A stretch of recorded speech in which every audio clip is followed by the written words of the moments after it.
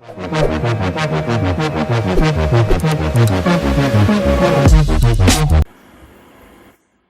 Everyone, ఇది మీకు హిందూ పేపర్లో వచ్చిన ఆర్టికల్. ఇది ఎంకే నారాయణన్ రాసినటువంటి ఆర్టికల్. ఇతను మీకు ఫార్మర్ నేషనల్ సెక్యూరిటీ అడ్వైజర్గా పనిచేశాడు. అదేవిధంగా ఇంతకుముందు వెస్ట్ బెంగాల్ గవర్నర్ కూడా పనిచేశాడు. ఇతను రాసినటువంటి ఈ ఆర్టికల్ గురించి చూద్దాం.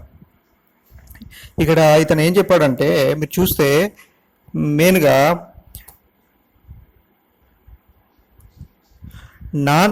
Remaining non aligned is good advice అని చెప్పాడు. అంటే ఏంటి అసలు యాక్చువల్గా చూద్దాం. మీరు మనకు స్వాతంత్ర్యం వచ్చిన టైంలో కనుక తీసుకుంటే, ఎప్పుడు 1947, 1950 ఆ టైం కనుక తీసుకుంటే, అప్పుడు యుఎస్ఏ, యుఎస్ఎస్ఆర్ ఇవి రెండు డామినెంట్ కంట్రీస్ ఉండేవి. యుఎస్ఏ, యుఎస్ఎస్ఆర్ అంటే ఏంటి? రష్యా. ఇవి రెండే మేజర్ రోల్ ప్లే చేసేటివి. ఓకే, అయితే యుఎస్ఏ వాళ్ళ సిద్ధాంతాలు వేరు, రష్యా వాళ్ళ సిద్ధాంతాలు వేరు. యుఎస్ఏ వాళ్ళ సిద్ధాంతం ఏంటి? పెట్టుబడిదారు విధానం. అంటే మొత్తం కూడా కంపెనీలన్నీ ప్రైవేట్ చేతిలోనే ఉండాలి, ప్రైవేట్ వాళ్ళు మాత్రమే వీటిని నడిపియాలి. అదిన్ని ఆ సిద్ధాంతాన్ని నమ్మేది యుఎస్ఏ. దీన్ని ఇంగ్లీష్లో క్యాపిటలిజం అంటారు, క్యాపిటలిస్ట్ అంటారు. ఇది క్యాపిటలిస్ట్ ఐడియాలజీ సిద్ధాంతాలు కలిగినటువంటి కంట్రీ. అదేవిధంగా రష్యా కనుక తీసుకుంటే, రష్యా ఏంటి? Socialist country. సోషలిస్ట్ కంట్రీ అంటే మీకు దాదాపుగా అన్ని కంపెనీలు కూడా ప్రభుత్వ రంగం పరిధిలోనే పనిచేయాలి.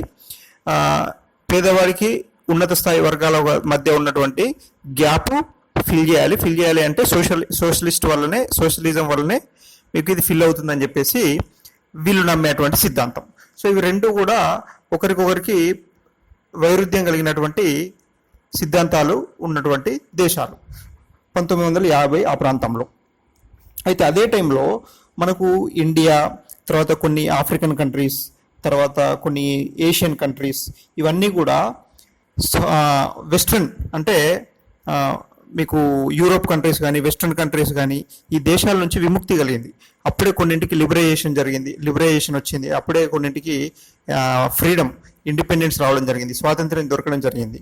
సో ఇలా జరిగిన తరుణంలో జవహర్లాల్ నెహ్రూ గారు అధ్యక్షతన ఏం చేశారు? జవహర్లాల్ నెహ్రూ గారు అంటే, ఈ వెస్ట్రన్ పవర్ చేతిలో ఉన్నటువంటి దేశాలన్నీ కూడా, స్వాతంత్రం పొందిన దేశాలన్నీ కూడా ఒక తాటి మీదకి వచ్చి, మనము ఎవరి సిద్ధాంతాలకు లొంగకుండా, ఎవరి సిద్ధాంతాల వైపు మళ్ళకుండా మనమేదో మనమే చేసుకుందాం, మనం వేరే వారిపైన డిపెండ్ అవ్వకూడదు అని ఒక సిద్ధాంతాన్ని తీసుకురావడం జరిగింది.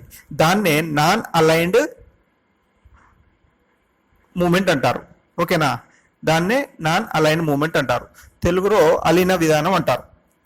అలీన విధానం. ఇందులో మీకు ఇండోనేషియా, తర్వాత ఇండియా, కొన్ని ఆఫ్రికన్ కంట్రీస్ ఇవన్నీ కూడా పార్టిసిపేట్ చేయడం జరిగింది. అయితే అదే పద్ధతిని ఇప్పుడు ఈ ఎంకే నారాయణ ఏం చెప్తున్నారంటే, ఇతను అదే పద్ధతిని ఇప్పుడు కొనసాగించడం మంచిది అని చెప్తున్నాడు. ఎందుకు చెప్తున్నాడు అంటే, ఇప్పుడు ఇండియా చైనాకి మధ్య గొడవ జరుగుతుంది. చైనా మన ఇండియా పైన కాలు దూవుతుంది. ఎందుకు దూవుతుంది అన్నదాన్ని ఒక్కసారి క్షుణ్ణంగా పరిశీలించాల్సిన అవసరం ఉంది ఇప్పుడు మనకు అని చెప్పారు. అది ఏ విధంగా పరిశీలించాలని చెప్పారు అంటే, ఇక్కడ మీకు చూస్తే క్లియర్గా కనబడుతుంది. అందులో ఒకటి, ఫస్ట్ ఆ రోజుల్లో మనకేం చెప్పాడు జవహర్లాల్ నెహ్రూ అంటే, యుఎస్ఏ నుంచి కానీ రష్యా నుంచి కానీ ఏదైనా బెనిఫిట్ కనుక ఉంటే తీసుకుందాం, అమెరికా నుంచి కానీ రష్యా నుంచి కానీ ఏదైనా బెనిఫిట్స్ ఉంటే తీసుకుందాం, బట్ సిద్ధాంతపరంగా మాత్రం మనం వాటికి లొంగకూడదు, మనం దేనితో జత కలవకూడదు అని ఆ రోజు జవహర్లాల్ నెహ్రూ గారు నిర్ణయించుకోవడం జరిగింది. దాన్ని సమ్మతిస్తూ అదే కరెక్ట్, ఇప్పుడు మనం దాన్ని ఫాలో అవుతేనే మనకు అడ్వైజబుల్, అదే మనకు యూజ్ అవుతుందని చెప్పేసి ఎంకే నారాయణ గారు చెప్తున్నారు. సో అది ఏ విధంగా అవుతుంది అన్నది ఒకసారి చూద్దాం. అయితే ఇందులో మీకు చూస్తే మీకు రెండు కాజెస్ ఉన్నాయి. యుఎస్ఏ చైనా ఇండియా మీద కాలు దూవడానికి కారణం రెండు కారణాలు ఉన్నాయి. ఒకటి ఎక్స్టర్నల్ కాజెస్, ఇంకోటి ఇంటర్నల్ కాజెస్. అంటే బయటవి లోపలివి. రెండు రకాల కారణాలు ఉన్నాయి. సో బయట కారణాలు కనుక తీసుకుంటే మీకు ఇందులో మళ్ళీ రెండు రకాలు ఉన్నాయి. అందులో ఏంటిది, first one direct role of India. India మన భారతదేశం యొక్క ప్రత్యక్ష పాత్ర సుస్పష్టంగా కనబడుతుంది. సెకండ్ వన్ ఏంటి, అవుట్ సైడ్ కాజెస్. కొన్ని వేరే ఎక్స్టర్నల్ ఫోర్సెస్, కొన్ని బయటి దేశాల యొక్క ప్రభావం కూడా చైనా మీద పడింది. అందువల్ల ఇండియా మీద కాలు దూవడం జరుగుతుంది. సో అది ఎలా ఏంటిదో చూద్దాం.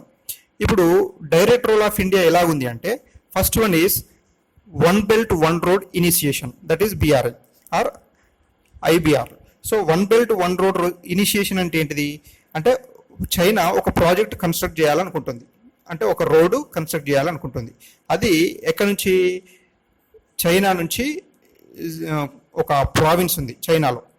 సో ఆ ప్రావిన్స్ నుంచి జియాంగ్ ప్రావిన్స్ నుంచి, పాకిస్తాన్ నుంచి ఒక రోడ్డు కన్స్ట్రక్ట్ చేయాలనుకుంటుంది. అయితే దీన్ని మన ఇండియా అపోజ్ చేయడం జరిగింది. మిగతా దేశాలన్నీ వీటిని సమ్మతిస్తున్నాయి, కానీ ఇండియా మాత్రం దీన్ని సమ్మతించడం లేదు. దీనికి అగెనిస్ట్గా మాట్లాడుతుంది, ఇది కన్స్ట్రక్ట్ చేయొద్దని. ఓకేనా, అదొక పాయింట్. నెక్స్ట్ మీరు చూడాల్సింది ఇంకోటి ఏంటిది, సిపెక్. సిపెక్ అంటే ఏంటిది, చైనా పాకిస్తాన్ ఎకనామిక్ కారిడార్.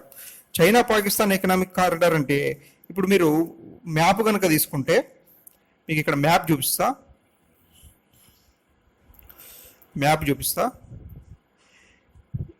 ఇక్కడ ఇందులో చైనా నుండి ఇది పాకిస్తాన్ ఆక్యుపైడ్ కాశ్మీర్, ఇది పాకిస్తాన్ ఆక్యుపైడ్ కాశ్మీర్. ఓకేనా, ఇది అక్సాయ్ చిన్, దీన్ని అక్సాయ్ చిన్ అంటారు.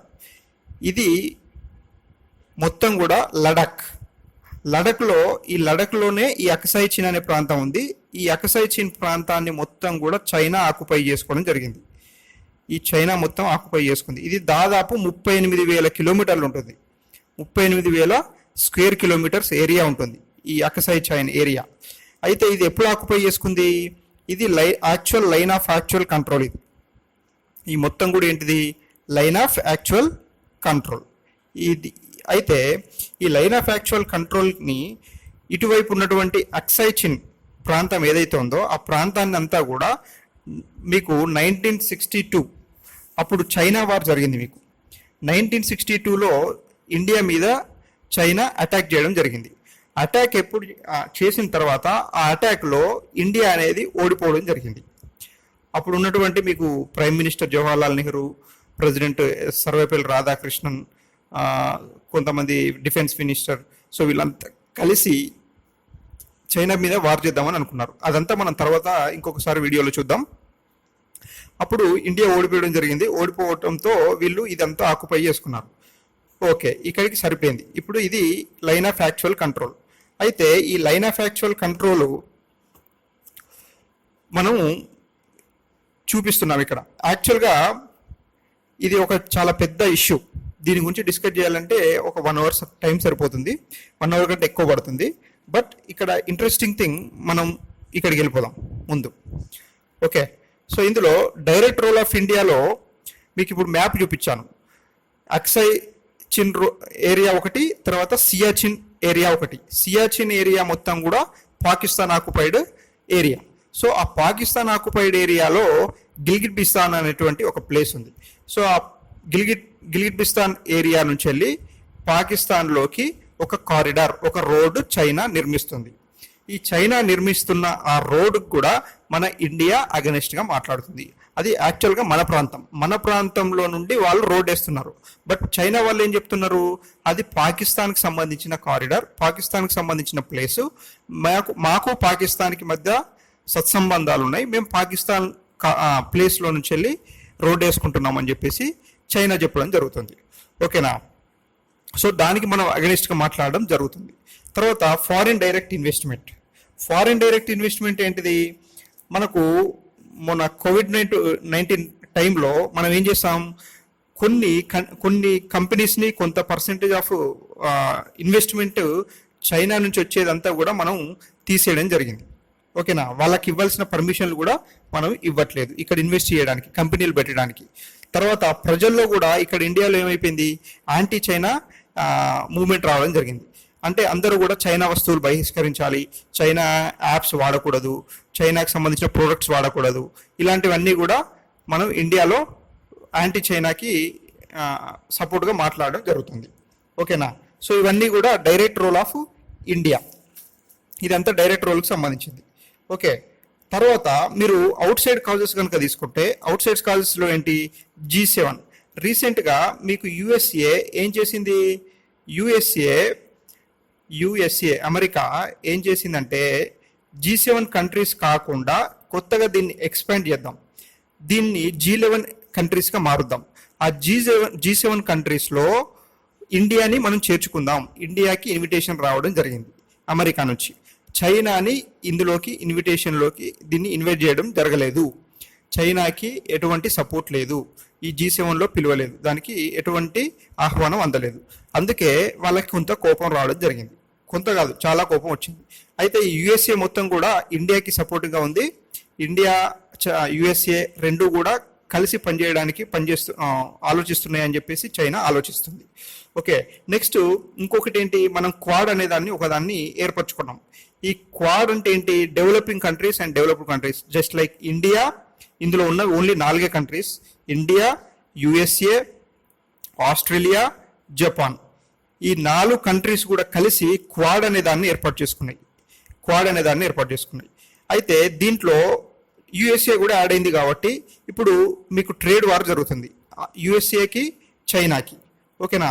ఈ రెండింటి మధ్య ట్రేడ్ వార్, వర్తకపు గొడవలు జరుగుతున్నాయి, సో యుద్ధం జరుగుతుంది. సో అలా కూడా ఇండియాకి యుఎస్ఏ దగ్గర అవుతుంది అని చెప్పేసి గొడవ పెట్టుకోవడానికి కాలు దూవుతుంది చైనా. తర్వాత మల్టిపుల్ మిలిటరీ ఎక్సర్సైజెస్, మనం వెస్ట్రన్ పవర్స్ తోటి, వెస్ట్రన్ కంట్రీస్ తోటి చాలా మిలిటరీ ఎక్సర్సైజ్ చేసాం. అందులో ఎక్కువ మేజర్ మిలిటరీ ఆర్మీకి సంబంధించిన మిసైల్స్ ఇవన్నీ కూడా మనం ఇంపోర్ట్ చేసుకుంటున్నాం. అందులో మేజర్గా మనం ఇంపోర్ట్ చేసుకునేది ఏంటి, మిలిటరీ ఎక్సర్సైజెస్ యుఎస్ఏ నుంచి ఇంపోర్ట్ చేసుకుంటున్నాం. ఓకేనా? సో ఇవన్నీ కూడా దీనికి చైనాకి నచ్చట్లేదు. సో ఇవన్నిటిని మనం ఎందులో పరిగణలోకి తీసుకోవచ్చు, అవుట్ సైడ్ కాజెస్లోకి పరిగణలోకి తీసుకోవచ్చు. ఓకేనా? తర్వాత గ్లోబల్ సప్లై, మీకు తర్వాత ఇంకొన్ని ఇంటర్నల్ కాజెస్ కనుక తీసుకుంటే ఇంటర్నల్ కాజెస్లో ఏమున్నాయి, ఒకటి COVID-19. మీకు ఇప్పుడు చైనాలోనే వుహాన్ అనే ప్లేస్లో ఈ COVID-19 అనే వైరస్ పుట్టడం జరిగింది. సో అది ప్రపంచ దేశాల మొత్తాన్ని కూడా ఏం చేస్తుంది, చైనా వల్లనే ప్రపంచ దేశాలన్నీ కూడా ఇప్పుడు ఇబ్బంది పడుతుంది అని చైనాని వేలెత్తి చూపడం జరుగుతుంది. ఎట్ ది సేమ్ టైం చైనాలోనే కొంతమంది దీనికి అగనిస్ట్గా మాట్లాడడం జరుగుతుంది.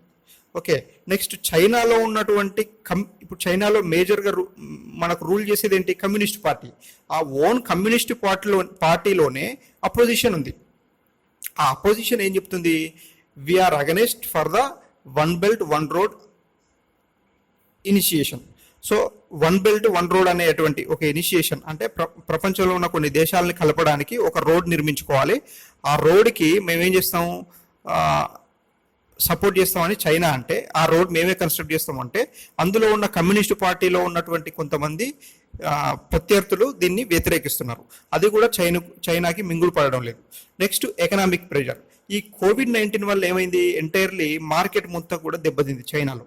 నెక్స్ట్ ప్రపంచ దేశాలన్నీ కూడా ఏం చేస్తున్నాయి, చైనా వైపు వేలెత్తి చూపడం వల్ల, దాన్ని ప్రెజర్ పెట్టడం వల్ల, మీ దగ్గర నుంచే COVID-19 వచ్చింది, అది మీరు న్యాచురల్గా ఎవాల్వ్ అయినటువంటి వైరస్ కాదు, అది మీరు తయారు చేసినటువంటి వైరస్. ఇలా ప్రెజర్ పెట్టడం వల్ల అక్కడ ఉన్నటువంటి ప్రొడక్షన్ తగ్గిపోయింది. నెక్స్ట్ అక్కడ ఉన్నటువంటి కంపెనీస్ అన్నీ కూడా ఏం చేశాయి, వేరే కంట్రీస్ వైపు చూడడం జరుగుతుంది. మేజర్గా యుఎస్ఏ కూడా అక్కడ ఇన్వెస్ట్ చేసింది. ఇప్పుడు యుఎస్ఏ కూడా ఆల్టర్నేటివ్ కంట్రీస్ కోసం చూస్తుంది. అందులో మేజర్గా కనబడే కంట్రీ ఏది, ఇండియా. సో ఇప్పుడు యుఎస్ఏ అమెరికా కూడా ఏం చేస్తుంది, ఇండియా వైపు చూస్తుంది. ఇండియాలో చైనాలో పెట్టుబడులు పెట్టిన కంపెనీలన్నీ కూడా ఇండియా వైపు పెట్టాలి. ఇండియాలో పెడితే ఏమవుతుంది, it is the biggest opportunity for us. మనకు చాలా మంచి ఆపర్చునిటీస్ వస్తాయి, ఇక్కడ స్కిల్స్ డెవలప్ అవుతాయి, తర్వాత ఉపాధి దొరుకుతుంది. తర్వాత రెండు కూడా అమెరికా, ఇండియా ఇవి రెండు కూడా డెమోక్రటిక్ కంట్రీస్, ప్రజాస్వామ్య దేశాలు. సో ఇలా కొన్ని రకాలటువంటి బెనిఫిట్స్ ఉన్నాయి. సో ఇవన్నీ కూడా చైనాకి మింగుడు పడడం లేదు. సో ఇంటర్నల్ ప్రాబ్లమ్స్ ఉన్నాయి, దానికి ఎక్స్టర్నల్ ప్రాబ్లమ్స్ ఉన్నాయి. ఓకేనా. అయితే ఇది మీకు ఎప్పుడు చూసినా కూడా చైనా ఏం చేస్తుంది, మీకు ఎప్పుడైనా ఎక్స్టర్నల్ ప్రాబ్లమ్స్ వచ్చినప్పుడు అది కొంచెం మజిల్స్ని లూజ్ చేస్తుంది, అంటే అది కొంచెం జర్క్ ఇవ్వడానికి ట్రై చేస్తుంది. మీరు చూడండి, అది ఎప్పుడూ కూడా పక్కన ఉన్న దేశాలతోటి గొడవలు పెట్టుకుంటూనే ఉంటుంది. మీకు సౌత్ చైనా సీలో ఉన్నటువంటి సిహెచ్ఎల్, తర్వాత మన స్పాట్లీ ఐలాండ్స్, జపాన్, తర్వాత మొన్న రీసెంట్గా హాంకాంగ్, తర్వాత ఇండియా, టిబెట్ ఇష్యూ. సో ఇట్లా చాలా వాటితోటి ఇది ఎప్పుడు గొడవలు పెట్టుకుంటూనే ఉంటుంది. అయితే దీనికి కారణం ఏంటిది, 1962 ఆ టైంలో 1960 టైంలో చైనా బికమ్ అన్ ఐసోలేటెడ్, దాన్ని ఒంటరిగా చేయడం జరిగింది. చైనా మొత్తం కూడా ఒంటరిగా అవ్వడం జరిగింది. ఇదంతా మనం హిస్టరీ తర్వాత ఒకసారి ఒక క్లాస్లో చూద్దాం. సో అప్పుడు ఇది కమ్యూనిస్ట్ పార్టీ రూల్ చేస్తున్నటువంటి దేశం అయినప్పటికీ కూడా దీనికి రష్యా కూడా సపోర్ట్ చేయలేదు 1960 టైంలో. అప్పుడు ఇది కాల్దువి 1962లో 1962లో ఇండియా మీద యుద్ధం చేయడం జరిగింది. ఓకేనా. సో ఎప్పుడైతే దాన్ని ఒంటరిగా వేసి దాన్ని కొంచెం గిల్నెట్ చేస్తే ఆటోమేటిక్గా అది ఏం చేస్తుంది, పక్కనున్న దేశాల మీద అటాక్ చేయడానికి ట్రై చేస్తుంది చైనా. ఇది దాని బుద్ధిని ఈ విధంగా బయట పెట్టుకుంటున్నారు వాళ్ళు. ఓకేనా. సో ఇది దీనికి సంబంధించింది. అదే కాకుండా other side factors and story ఏముంది అంటే, ఒకటి ఇండియా అండ్ చైనా, ఇవి రెండు కూడా చాలా క్లోజ్గా మానిటర్ అవుతున్నాయి. ఇవి రెండు క్లోజ్గా మాట్లాడుకుంటున్నాయి, డిప్లొమసీలో కొంచెం డెవలప్ అయ్యాయి. తర్వాత దౌత్యపరంగా కానీ మిలిటరీ పరంగా కానీ డెవలప్ అయ్యాయి.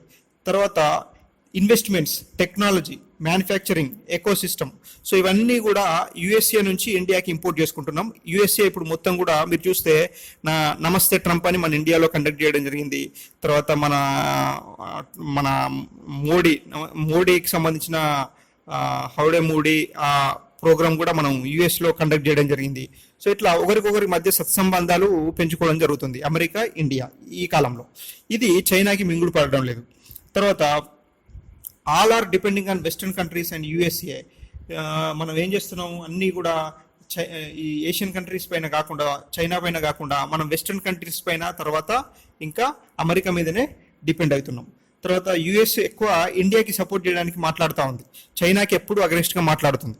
ఈ రెండింటి మధ్య ఇప్పుడు గొడవ జరుగుతుంది, చైనాకి అమెరికాకి. ఓకేనా. అది ట్రేడ్ వార్ అంటాం మనం.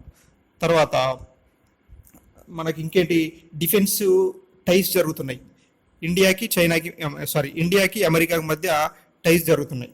తర్వాత చైనా ఏం చేస్తుంది, బ్లాక్స్ ఇండియా ప్రోగ్రెస్ మొత్తం కూడా బ్లాక్ చేస్తుంది. ఇండియా ప్రోగ్రెస్ అంటే ఇండియా డెవలప్ అవ్వకుండా ఉండడానికి ట్రై చేస్తుంది. సో అది ఎలా ట్రై చేస్తుంది, మీకు న్యూక్లియర్ సప్లై గ్రూప్స్ అని ఒకటి ఉంది. సో ఆ న్యూక్లియర్ సప్లై గ్రూప్స్లో మనకి ఏం చేసింది, మెంబర్షిప్ రాకుండా ఉండడానికి ట్రై చేసింది. తర్వాత కొన్ని ఇండియన్ ఓషన్ రీజియన్ ప్రాబ్లమ్స్, తర్వాత ఇండో పసిఫిక్ ఓషన్ ప్రాబ్లమ్స్, ఇవన్నిటిని కూడా మనకి క్రియేట్ చేస్తూ ఉంది. ఓకేనా, చైనా అనేది. సో ఈ విధంగా మనం ఏం చేస్తుంది, ఇండియాకి డెవలప్మెంట్ లేకుండా, గ్రోత్ ఉండకుండా చేయడానికి చైనా ట్రై చేస్తుంది. తర్వాత మీకు గ్లోబల్ సప్లై చైన్ అని చెప్పాను. ఈ గ్లోబల్ సప్లై చైన్ అంటే ఏంటి, మార్కెట్ అనేది ఒక కంట్రీ నుంచి ఇంకో కంట్రీకి మారుతూ ఉంది, అంటే సప్లై అవుతూ ఉంది. సో ఇప్పుడు సప్లై అవుతున్నప్పుడు చైనా మీద అందరు ప్రెజర్ పెట్టడం వల్ల వేరే కంట్రీస్ వాళ్ళు ఇప్పుడు అందరూ దేని వైపు చూస్తున్నారు, ఇండియా వైపు చూస్తున్నారు ఆల్టర్నేట్గా. అది కూడా చైనాకి కొంత ఇబ్బంది కలిగిస్తుంది. సో ఇవన్నీ కూడా మనకి డిఫరెంట్ ఫ్యాక్టర్స్ ఉన్నాయి, చాలా కారణాలు కనబడుతున్నాయి. అయితే ఇక్కడ మీకు ఆర్టికల్లో ఈ ఆథర్ ఏం చెప్పాడు, మనకు ఆర్టికల్ రాసిన అతను ఏం చెప్పాడు, సింపుల్గా మనకున్నవి రెండు ఛాన్సులు. ఒకటి, యుఎస్ఏ మన క్లోజ్గా ఉంది కాబట్టి యుఎస్ఏ తోటి ఒప్పందం కుదుర్చుకొని యుఎస్ తోటి అమెరికా తోటి దౌత్యపరంగా తర్వాత మిలిటరీ పరంగా మనం కలిసి పనిచేయాల్సిన అవసరం ఉందని ఒకటి ఉంది. సెకండ్, జవహర్లాల్ నెహ్రూ గారు చెప్పినట్టు మనం సిద్ధాంతాల పరంగా దేనికి లొంగకుండా మన వంతు బెనిఫిట్ మనం పొందుకుంటూ వేరే దేశాల నుండి, యుఎస్ఏ నుంచి కానీ రష్యా నుంచి కానీ మనకు మనం స్వతహా పనిచేసుకోవాలి, దాన్ని నాన్ అలైన్డ్ మూవ్మెంట్ అంటారు. సో ఇలా పనిచేయాలని చెప్పేసి మీకు చెప్పడం జరిగింది. ఇప్పుడు అయితే ఆ రెండిట్లో కూడా ఈ ఆథర్ ఏం చెప్పాడు, MK Narayana garu, remaining non aligned is good advice అని చెప్పడం జరిగింది. అంటే జవహర్లాల్ నెహ్రూ గారు చెప్పినటువంటి సిద్ధాంతం ఏదైతే ఉందో అది గుడ్ అడ్వైస్, అది మంచి సలహా అని చెప్పేసి చెప్పడం జరిగింది. ఇది ఈ ఆర్టికల్కి సంబంధించిన ఇన్ఫర్మేషన్. ఓకేనా. నెక్స్ట్ మీరు చూస్తే ఇవాళ ఇంకొక ఆర్టికల్ వచ్చింది, 20 Indian soldiers killed in phase of at Galwan. So Galwan దగ్గర 20 మంది సైనికులు చనిపోవడం జరిగింది. ఇది ఇవాళ హిందూ పేపర్లో వచ్చిన ఆర్టికల్. మీరు దీన్ని కనుక చూస్తే ఇంతకుముందే చెప్పాను, ఇది అకసాయ్ చిన్ పోర్షన్. ఇదంతా కూడా పాకిస్తాన్ ఆక్యుపైడ్ కాశ్మీర్, లడక్ ఇది. ఓకేనా. జమ్మూ కాశ్మీర్ ఇక్కడ ఉంది, ఇదంతా కూడా లడక్. ఓకే. అయితే ఇది సియాచిన్ గ్లాసియర్, ఇది సియాచిన్ గ్లాసియర్.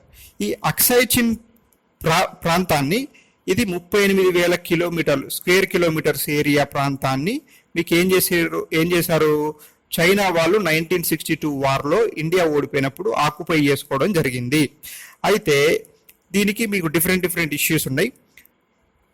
అందులో 1975లో అంతవరకు ఒక రాజు పరిపాలనలో ఉన్నటువంటి సిక్కిం మన ఇండియాలో కలవడానికి ఇష్టపడింది. సో 1975లో ఏం జరిగింది, సిక్కిం అనేది ఇండియాలో ఒక ప్రాంతంగా మారడం జరిగింది. ఓకేనా. సో అయితే ఇక్కడ ఏం సిక్కిం అడ్మిటెడ్ ఇంటూ ఇండియా. అది చైనాకి నచ్చలేదు. చైనా ఏమంది, సిక్కిం కూడా మా చైనాలోని పార్టే, అది మీ ఇండియా కాదని అప్పుడు చెప్పడం జరిగింది. అయితే అలా కొన్ని ఈ ప్రాబ్లమ్స్ అప్పటి నుంచి జరుగుతూనే ఉన్నాయి. 1950s నుంచే ఈ ప్రాబ్లమ్స్ జరుగుతూనే ఉన్నాయి. తర్వాత లాట్ ఆఫ్ డిస్కషన్స్ తర్వాత కొన్ని అగ్రిమెంట్లు చేసుకోవడం జరిగింది. అందులో ఒకటి మెయిన్గా ఇంపార్టెంట్ 1993 అగ్రిమెంట్ ఒకటి, 1996 అగ్రిమెంట్ ఒకటి. ఇవి 2 అగ్రిమెంట్లు ఇంపార్టెంట్. అయితే ఇందులో మెయిన్గా 1993 అగ్రిమెంట్లో క్లాజ్ నెంబర్ 6లో ఏం మెన్షన్ చేశారు అంటే ప్రీజుడిస్ గురించి మెన్షన్ చేయడం జరిగింది. ప్రీజుడిస్ అంటే ఏంటిది, while be refer to line of actual control it does not prejudice అని చెప్పడం జరిగింది. అంటే respective position on the boundary question, ఇది అందులో చెప్పారు. అంటే ఏంటి, ఇది let's not overstep until settle this issue. ఈ లైన్ ఆఫ్ యాక్చువల్ కంట్రోల్కి సంబంధించిన ఇష్యూ ఏదైతే ఉందో, అంటే ఈ పోర్షన్కు సంబంధించిన భూభాగం ఏరియా ఏదైతే ఉందో దానికి సంబంధించిన మ్యాటర్ ఏది కూడా మనం ఇప్పుడు ఇనిషియేషన్ తీసుకోకూడదు అంటిల్ సెటిల్ ద ఇష్యూ.